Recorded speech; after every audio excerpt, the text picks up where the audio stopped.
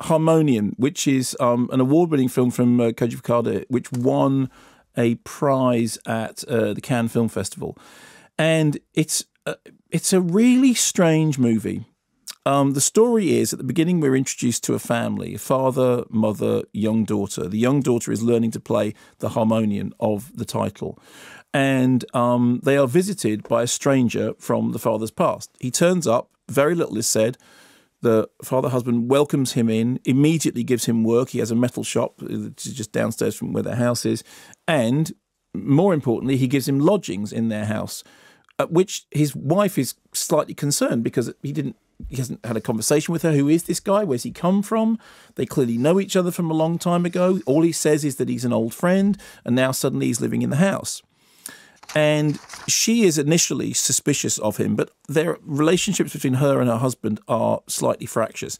And as I said, the young girl is learning to play the harmonium, and the stranger, who initially seems really awkward, really odd, really out of place, starts to sort of inveigle his way into the family. He helps the youngster learn to play the harmonium. He sort of has a certain amount of musical knowledge. He agrees to go with the mother to her local church where he, because he's never described himself as religious, although she is a regular churchgoer. And then he starts to reveal stuff about his past, to tell her who he is, where he comes from, which involves very dark secrets. And yet she is still more and more drawn to him.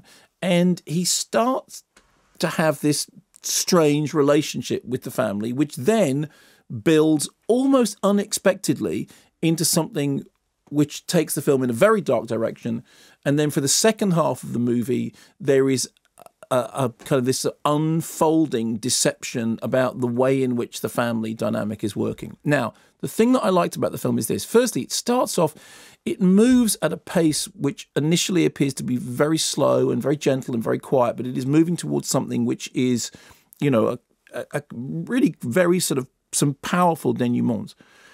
But what it does is it tells its story not through what people say, but through the way people act. So the stranger, when he first comes in, when he eats a meal with them, he eats the food very, very fast. And so you think, okay, fine. So I know something about him. He sleeps in a room, but he has to have the light on. All these things tell you things about his past. So when he actually tells you what his past is, where he's been for the last however many years it is, you kind of know already. And the reason you know is because you know through the way he's told the story physically. And it's the same with her, that she starts to talk about the way in which her life pans out. And you know all these things already because you spent time watching her. You spent time watching him, the husband, who is, his reaction to the stranger's arrival is utterly told through the way he stands, the way he looks, the way he holds his head. And although the film moves then into areas of melodrama and, real sort of surprise, it is a film which tells its story through these physical moments that are often silent, that are often unspoken, that are often, they seem inconsequential, and yet you learn so much through their actions. It's a film that creeps up on you. It's a film that gets under your skin very quietly and does its, tells its story in a way which is so deceptive that you almost don't notice it happening, and then you do, and when you do, it produces several gasps.